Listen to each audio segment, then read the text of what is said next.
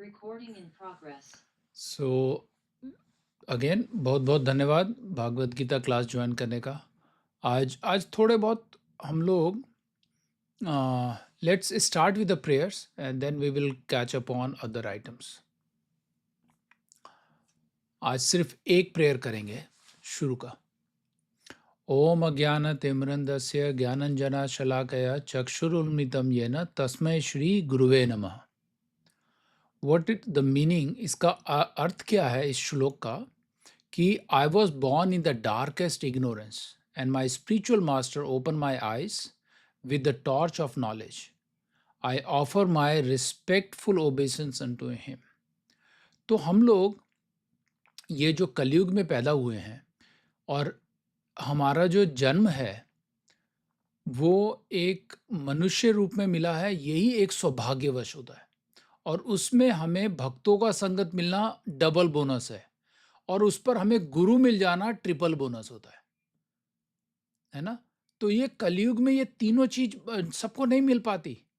हम तो बोलते हैं भाई जानवर बन के कलयुग में आके दुख में होने से अच्छा है इंसान रूपी में आके भी लोग इंसान में रह के भी जानवरों से भी बदतर जिंदगी जीते हैं, हमें दिखता है राइट।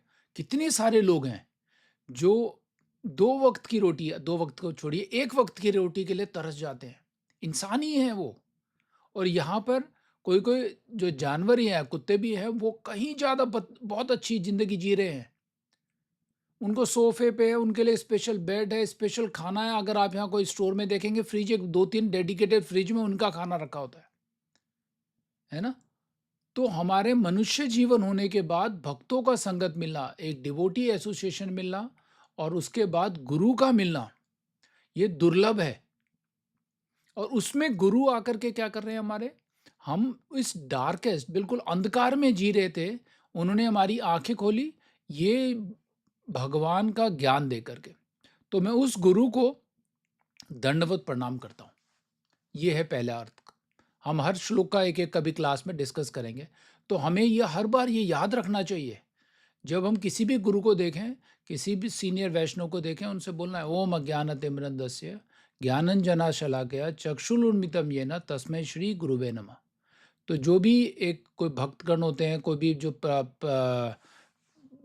स्पीकर होते हैं, वो हमेशा अपने गुरु को पहले प्रार्थना करते हैं कि उन्हीं के द्वारा मुझे ज्ञान मिला है और मैं वही ज्ञान आप लोगों को देना चाहता हूँ, है ना। वो बहुत ज़रूरी है।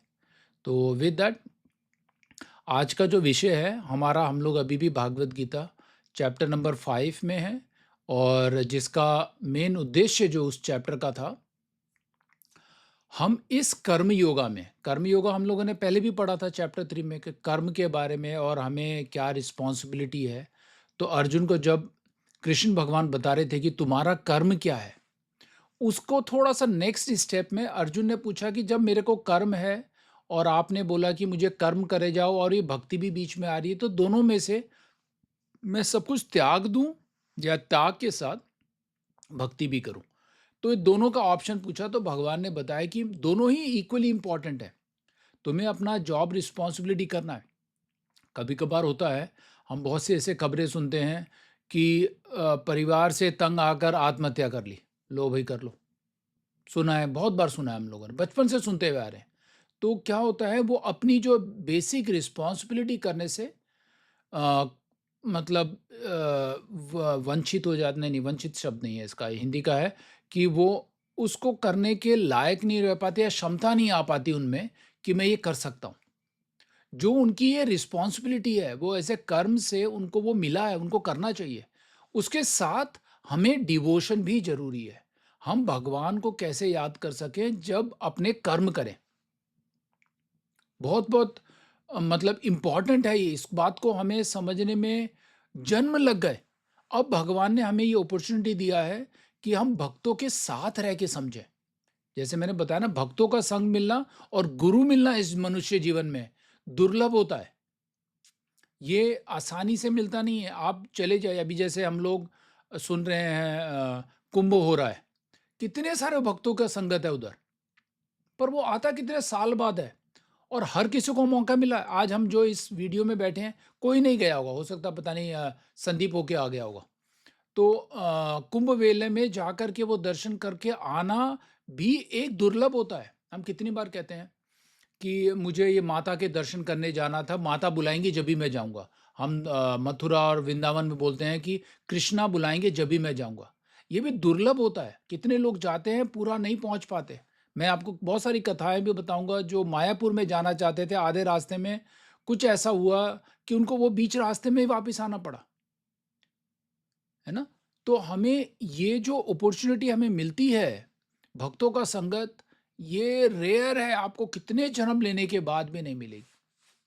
अब मेरा एक सवाल है, जो मैंने ये सवाल अपने बहुत सीनियर टीचर से पूछा था लास्ट वीक। हम शुरू में जब भक्ति में आते हैं, तो हमें बड़ा अच्छा लगता है। हम बिल्कुल हवा में उड़ने लगते हैं कि अरे हमें बहुत अच्छा चीज़ मिला है, बड़ी सुपर स्पीड में हम लोग जाएँगे।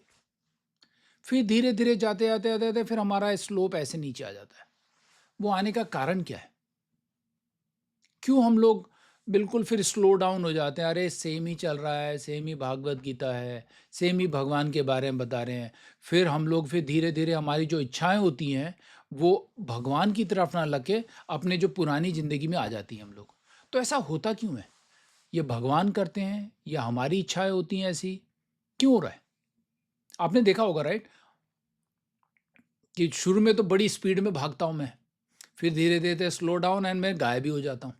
ये भक्ति में होता है बहुत बार, हमारी क्लास में भी हुआ बहुत बार। ये क्यों होता है? कोई इस पे थोड़ा प्रकाश डालना चाहेगा कि ऐसा क्यों होता है? नहीं, आप लोगों में नहीं है, मैं देख रहा हूँ, क्योंकि ये मेजॉरिटी ऑफ द लोगों में ऐसा होता है कि मैं 100 लोगों को बुलाऊँगा, तो जाते-जाते 1 साल के बाद वो 20 लोग बचते हैं, 80% गायब हो जाते हैं। शुरू में बड़ा जोश है, उनमें भक्ति है, भक्ति हर किसी में है, क्योंकि रूपा गोस्वामी जो है हमारे वन ऑफ द गोस्वामी क्या बोलते हैं, मैं कभी किसी क्लास में बता रहा था कि हमारे में वो जो जो क्या बोलते हैं, जो भक्ति का जो बीज है, जो फायर है, वो हमारे हृदय में सबके में है। पर हमारे में जो फायर है, जैसे आग के ऊपर राख बैठी बैठी होती है, हम कुरेद के निकालते हैं। जब जैसे गांव में, मैंने एग्जांपल ये बताया था, नेपाल में ऐसी था, हमारे नाना नानी वो खाना बनाते थे सुबह, फिर काम करने चले जाते तो वो राख से ढक दे देते, क्योंकि वहाँ पे आग जलाना, मट्टी तेल करना बड़ा मुश्किल होता है। तो वो रख देते, फिर शाम को ऐसे कुरेद के फिर फूंक मारते थे, भूसा वूसा रख के, तो आग जल जाती थी। तो इसी तरीके से हमारे हृदय में वो फायर है, पर ये है कि उसकी जो परत है ऊपर, इतनी थिक और इतनी काली हो गई है कि बड़ा मुश्किल हो जाता है। पर मेरा क्वेश्चन फिर वापस वही है कि हम शुरू में बड़ी तेजी से चलते हैं, फिर हम धीरे क्यों हो जाते हैं भक्ति में? मुझे लगता है कि सब चीज में मनुष्य अपना स्वार्थ देखता है। सब चीज में। स्वार्थ के कारण यानी इफ ही वो आगे बढ़ता है भक्ति की तरफ, तो उसे ऐसा लगता है कि मुझे कुछ मिलेगा इसमें से। लेकिन वो जान नहीं रहा है कि क्या वो ढूंढ रहा है। हम्म, उसको कोई सेटिस्फैक्शन मिल रहा है या नहीं, या उसको कुछ चाहिए। कुछ तो चाहिए। स्वार्थ है। हाँ। तो बिना स्वार्थ के अगर आप भक्ति करो और हम्म। देखो फिर क्या होता है, और बाद राइट। में दैट्स व्हाट आई ह्यूमन नहीं, nature, that's what I feel no always. No no, you you are correct. आपका आंसर बहुत अच्छा है कि मैं भक्ति स्वार्थ में के आने बिना के बाद भी मेरा थोड़ा स्वार्थ है, और उसको समझ नहीं आता है। थोड़े दिन बाद उसको पता चलता है जो मैं जिस स्वार्थ के लिए आए थे वो मुझे मिला नहीं, तो थोड़ा हाँ, सा डीमोटिवेट हो जाता है, फिर स्लोली वो कट ऑफ भी हो जाता है। यस। मैं, है ना, ये एक साइड ऑफ द स्टोरी है। इसका आंसर और भी है, मतलब इसके और भी कारण है। और कोई कुछ ऐड करना चाहेगा इसमें, सर या मुझे तो मधुमाता ऐसा जी? लगता है। माया हमें खींचती है कि माया। माया माया, हमें खींच रही या है, ये भी एक बहुत अच्छा है आंसर। अरविंद सर जी, आप कुछ बोलना चाहते हैं? सर मैं तो यही कह रहा था कि मतलब ठीक है, भक्ति या कोई भी लाइक सी कोई भी अच्छा काम जो है ना, उसका रास्ता थोड़ा डिफिकल्ट होता है। आपको कंसिस्टेंसी मेंटेन करनी होती है, राइट। हम्म। आपको एक परसिस्टेंस चाहिए होती है, आपको हर दिन जैसे या जैसे हमारा ये क्लास ही है, राइट। एवरी सैटरडे 9 o'clock एक शार्प टाइम आपको ज्वाइन करना है, राइट। तो मेरे या, को लगता है कि ये एक चीज है, ह्यूमन नेचर इतनी हमारे मतलब हम ऐसे होते हैं ना बिल्कुल लेथार्जिक से, किसी ना किसी को कोई ना कोई बहाना ढूंढ लेते हैं हम किसी चीज को फेलियर का, राइट, कि आज मैं नहीं कर सकता क्योंकि ये प्रॉब्लम है। हम्म, तो मुझे तो ऐसा लगता है, राइट। ऐसा नहीं है कि मतलब हर किसी को ये पता है कि यार भक्ति करके फायदा है, हाँ राइट, पर हम उसे वो मेंटेन ही नहीं कर पाते क्योंकि हमें वो हाँ आलस जो है हमारा शायद वो हावी हो जाता है।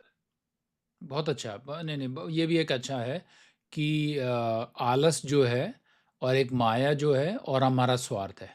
और कोई आंसर हो सकता है इसका? हम्म, यस टीचर। मैं हाँ, मेरी सोच ये है कि हम लोग आध्यात्मिक होते हुए भी जब हम भक्ति के मार्ग में चल रहे हैं तो भौतिकता प्राथमिकता देने लगती है।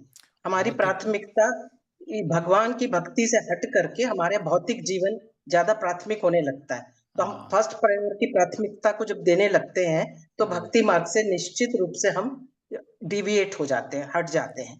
दोबारा उसमें आने के लिए हमें अपनी भौतिकता को हटाना पड़ेगा, लौकिक जीवन से हट करके अपने मन को बिल्कुल निष्काम और पूरी श्रद्धा और त्याग के साथ भगवान में लगाना पड़ेगा। वो हमारा प्रायोरिटी है, फर्स्ट प्रायोरिटी वही है, बहुत वो अच्छा। चैतन्य पद। नहीं नहीं वो बहुत मेरी अच्छा। मेरी ये प्रायोरिटी देना कितना आसान है? नहीं, इतना आसान नहीं इतना है। आसान नहीं है, आसान राइट? नहीं है। बहुत मुश्किल जी है। जी, पर हमें वो बिल्कुल दृढ़ता आनी है। एक कमी क्या होती है? हमारा विश्वास। हम भौतिक जगत में ज़्यादा विश्वास करते हैं, आध्यात्मिक जगत में नहीं करते, क्योंकि हमें दिख नहीं रहा है। हम लोग का जी जो विश्वास है भगवान स्वरूप में हमारे पास, क्योंकि हमारे आचार्य बोलते हैं कि जब आप एक भगवान को अपने घर पे स्थापित करते हैं तो मान के चलिए भगवान आपके घर में बैठे हैं। पर हमारे पास वो विश्वास आता नहीं है। क्यों नहीं आता? क्योंकि हम लोग उसको वो मूर्ति देख रहे हैं, वो पेपर देख रहे हैं, वो देखते हैं अरे ये कैसे होगा। और आपने खाना चढ़ा दिया, क्यों कहेंगे भगवान? जैसे हमने पिछले क्लास में भी बताया था। तो हमारा जो विश्वास है, जो फेथ है, वो बहुत डगमगाता है। तो हमारे 9 प्रोसेस है। कभी एक क्लास में, नेक्स्ट क्लास में सोचा था मैंने, श्रद्धा साधु संग भजन क्रिया शुरू होता है श्रद्धा से। श्रद्धा साधु संग भजन क्रिया। अगर आपकी श्रद्धा अच्छी नहीं है तो साधु संग में भी विश्वास नहीं होगा।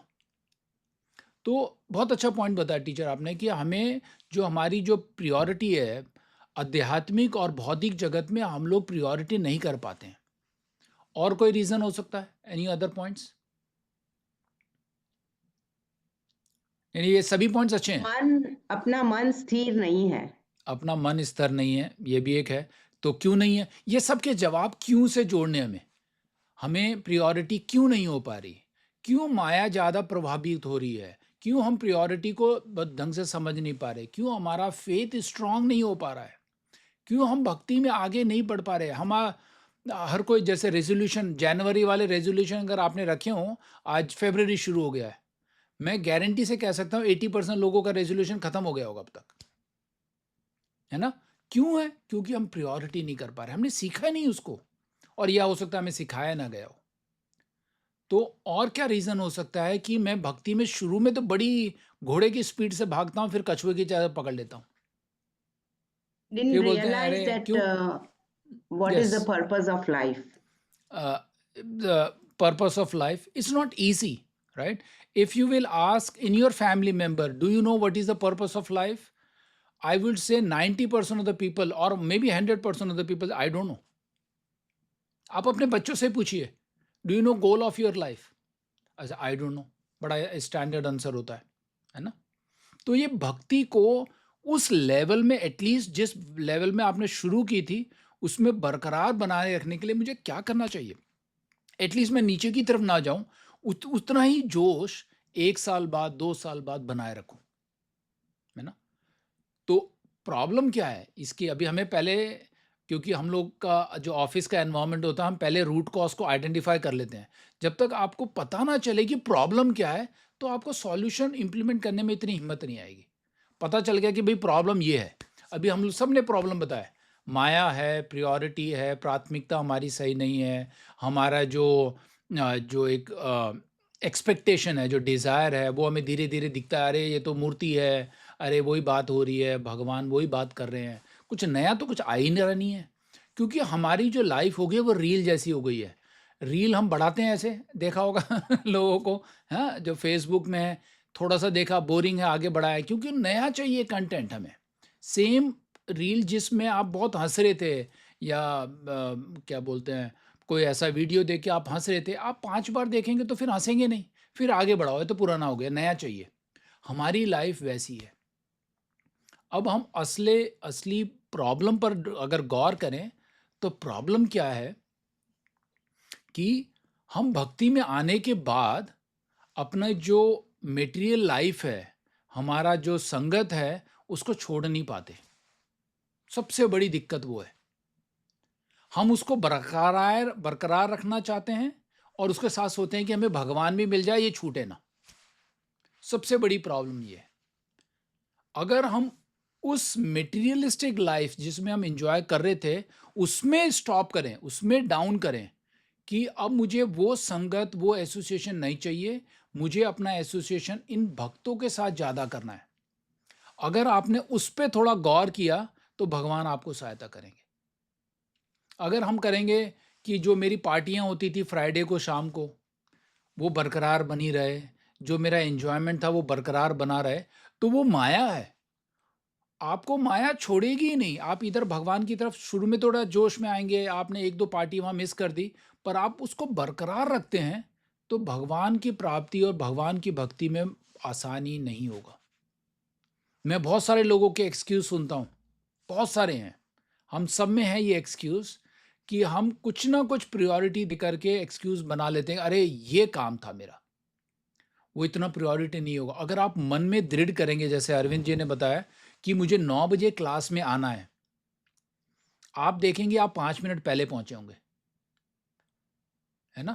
आपने वो प्रायोरिटी सेट करनी है। जैसे टीचर ने बताया, वो प्रायोरिटी नहीं है। हमें अपनी जो माया वाली जो जाल में हम फंसे हुए हैं, जिसको हम सोचते हैं कि यही जिंदगी है, उसको रोकना है, उसको बढ़ोतरी नहीं देनी है, क्योंकि वो माया है।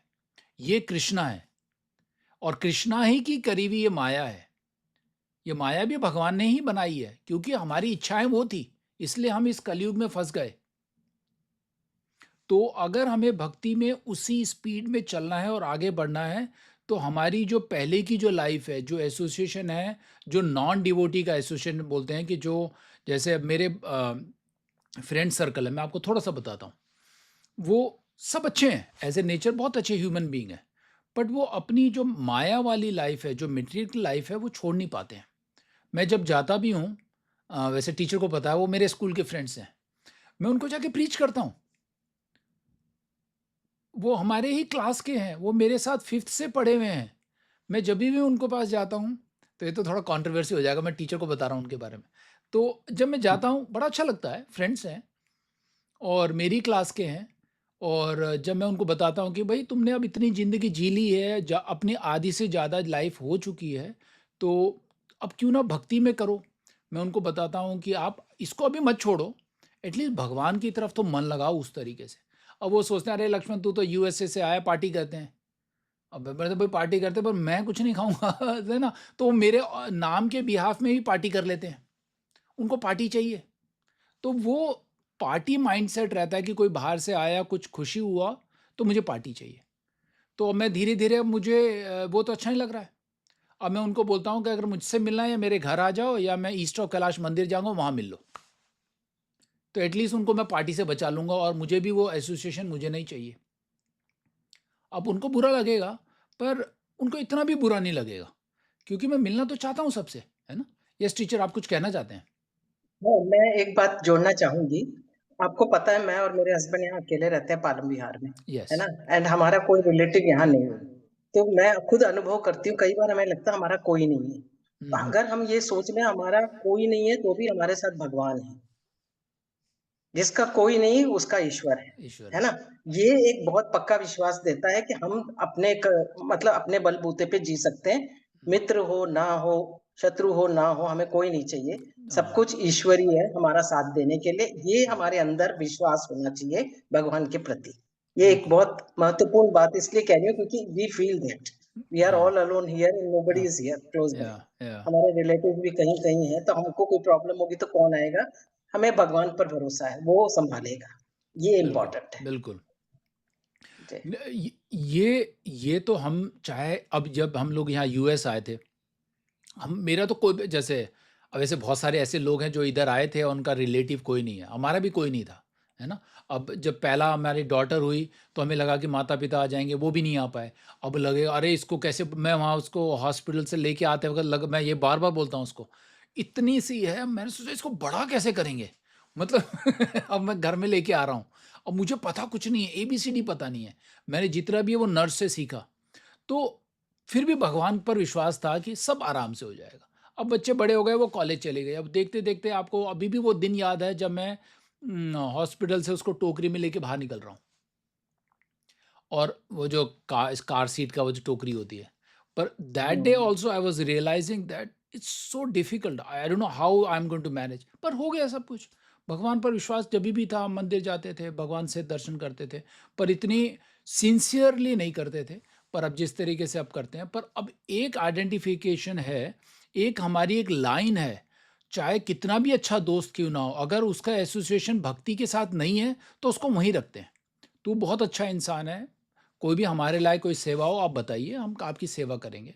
पर उसके साथ साथ हम उसको वो भगवान का ज्ञान देते हैं, प्रसाद देते हैं, सहायता करते हैं, पर आपका एसोसिएशन हमें मत दो, आपकी पार्टियों में मत बुलाओ हमें, है ना। अभी कभी कोई अच्छा इवेंट है तो चले जाएंगे, जाते हैं बाहर किसी के पास, या नॉन डिवोटी जाते हैं, ऐसा नहीं कि कोई कसम खा रखे, जाते हैं उनके पास, पर उनका एसोसिएशन हमें नहीं चाहिए।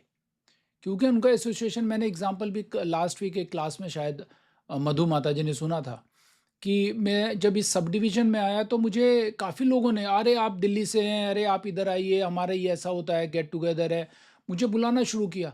और मैं टीचर, आप मानेंगे नहीं, मैं स्कूल में भी रहते वक्त वहाँ इंडिया में कभी 9 साढ़े 9 बजे के बाद नहीं करता था, मैं सो जाता था 9:30 बजे, चाहे कितनी भी वो हो।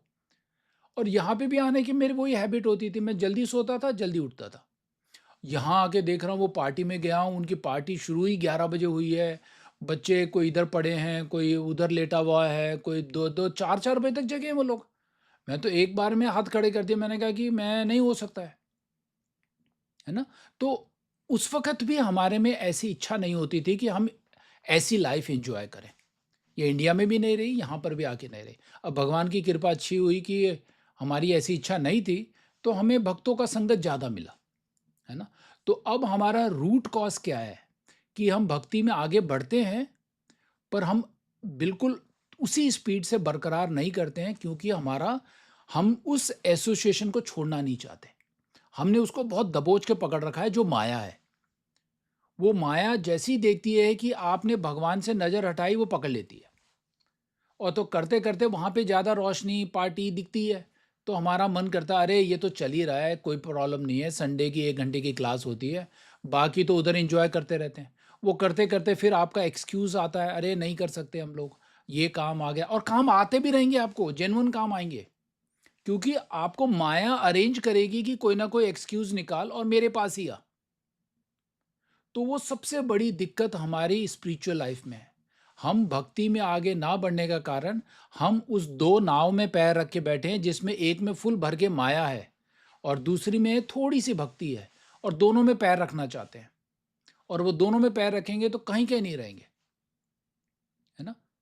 तो हमें समझ आ गया हमारी रूट प्रॉब्लम, हमारी इच्छाएं कि हम उस मायावी की ना छोड़ें। और जैसे आप सब ने बताया कि प्रायोरिटी नहीं सेट कर पा रहे, हमारी इच्छा होती है, हमारा कोई एक्सपेक्टेशन है, कि भक्ति में भी एक्सपेक्टेशन बहुत होती है जो होनी नहीं चाहिए। भक्ति निस्वार्थ होनी चाहिए। अभी किसी ने, आपने ही बताया मेरे ख्याल से, अर्पणा माता जी, निस्वार्थ भक्ति, अनाभिलाषित शून्यम ज्ञान कर्मादि अनवरतम अनुकूलेन कृष्णानु। अनाभिलाषिता, बिना किसी एक्सपेक्टेशन के अनुकूल, भगवान की इच्छा के अनुसार हमें भक्ति करनी चाहिए।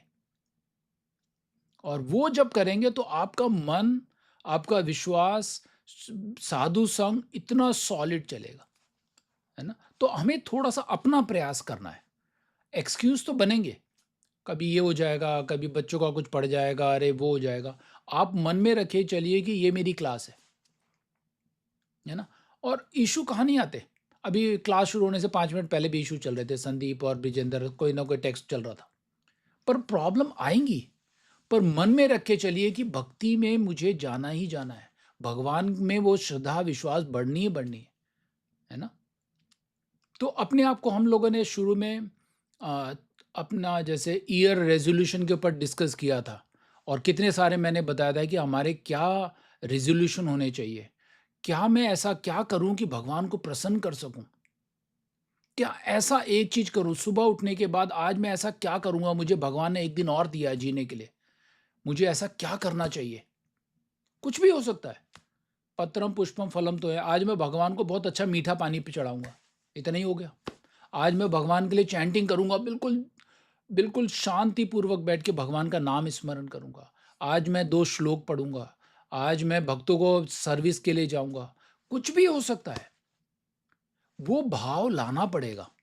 जब आप उस तरीके तरफ भाव लगाने लगेंगे तो आपके ऑटोमेटिकली विश्वास श्रद्धा बढ़ेगी, है ना। तो डिवोशन में सिर्फ हम लोग 4 किताबें पढ़ लें और 2 श्लोक याद कर लेने से नहीं होता है। भगवान बड़ा डिमांडिंग है। भगवान देखते हैं कि ये भक्त मेरी तरफ कितना आकर्षित है, वो जरूरी है ना। और तकलीफें आएंगी, ये तो कलयुग है, ये तो दुखालय में दुख तो आएंगे आएंगे। ये तो हमारा शरीर टेम्पररी है, तो इस टेम्पररी शरीर में जैसा 20 साल पहले हम लोग इतना एनर्जेटिक करते थे, आज नहीं कर पाते। और उसके 20 साल के बाद अब तो छोड़ सकते हैं। अब भगवान करे कि सब लोग उतना ही यंग रहें, पर ये सच नहीं है। जैसे जैसे उम्र बढ़ती रहती है शरीर थोड़ा वीक हो जाता है, पर हमारा जो विश्वास है वो वीक नहीं होना चाहिए, है ना। आप लास्ट अगर प्रभुपाद के कुछ लास्ट दिनों के वीडियो देखेंगे तो प्रभुपाद अपनी किताबें ही प्रिंट कर रहे थे। उनको लग रहा था कि मेरी ये किताबें पब्लिश कब होंगी। वो किताब का डिक्टेशन कर रहे थे, भागवतम का कैंटो 10 का। लास्ट समय में भी वो भगवान के वो सेवा में थे कि इन ये जो शास्त्रों का ट्रांसलेशन है वो बहुत जरूरी है। जैसे प्रभुपाद ने as it is Bhagavad Gita का पूरा ट्रांसलेट करके हमारे लिए इतना इजी रूप में दिया है। इसी तरीके से प्रभुपाद ने 70 to 80 किताबें पब्लिश की थी।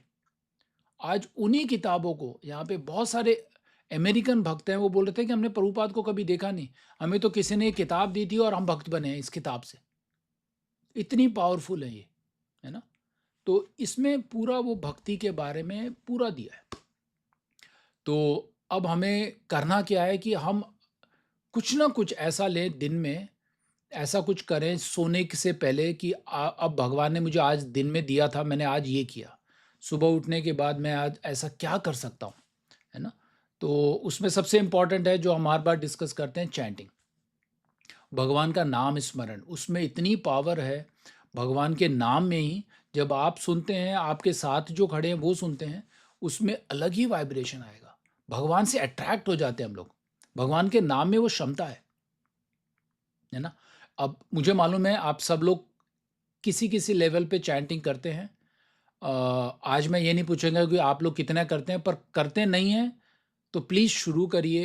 एटलीस्ट जो 16 साल से ऊपर है, मैं उनको हमेशा बोलता हूँ 4 से शुरू करना है, कम से कम 4। 20 मिनट लगते हैं, है ना। और आपके पास 24 घंटे हैं, सबके पास 24 ही घंटे हैं। करना वैसे 16 चाहिए, एटलीस्ट अगर आपके पास समय होता है तो 16 करिए, है ना। और सुबह करिए, सुबह सबसे बेस्ट रहता है। तो विद दैट, तो हम लोग ये थोड़ा डिवोशन पर और डिस्कस कर रहे थे, पर आज के जो 2 श्लोक हैं, मैं 25 और 26 श्लोक को मैंने लास्ट वीक भी पढ़ा था। जस्ट मैं श्लोक पढ़ता हूँ, फिर हम लोग उसको करेंगे। चैप्टर नंबर 5 के श्लोक नंबर 25 और 26। Those who are beyond the duality that arise from doubt, whose mind are engaged within, and who are always busy working for the welfare of all living being, and who are free from all sin, achieve liberation in the Supreme. दूसरा श्लोक है 26। Those who are free from anger and all the material desire, and who are self-realized, self-disciplined, and constantly endeavoring for perfections, are assured of the liberation in the Supreme in the very near future. ये बहुत powerful 2 चीज़ें बताई इसमें, जो free from anger है और जिसको materialistic desire नहीं है। ये दोनों चीज़ हमें नहीं है पहली बात, है ना। हम एंगर से फ्री नहीं हो पाते, गुस्सा आ ही जाता है, और हम लोग मेटेरियल डिज़ायर में फंसे हुए हैं, इसलिए इस कलयुग में फंसे हैं, है ना। इस भौतिक जगत में फंसने का कारण ही हमारी इच्छाएं हैं, करेक्ट। तो उससे पहले भगवान ने बताया जो डुअलिटी से बाहर हटके रहता है, जैसे दुख सुख, गर्मी सर्दी, खुशी और गम, ये डुअलिटीज हैं। इनसे हटके जो सोचता है और जो हमेशा दिन भर भगवान और हर जीव जंतुओं की सेवा में लगा रहता है, वो हर तरीके के पाप से परे है, उसके सब पाप दूर हैं, और वो इस जन्म में भी लिबरेटेड है। उसको मरने की जरूरत नहीं है मोक्ष प्राप्त करने के लिए। जो उस डुअलिटी से बाहर आ जाता है, उस द्वंद से बाहर आ जाता है, और वो जो हर जीव जंतु को समान रूप से देखता है, उसको ये जन्म में रहते रहते भी वो मोक्ष प्राप्त कर लेता है।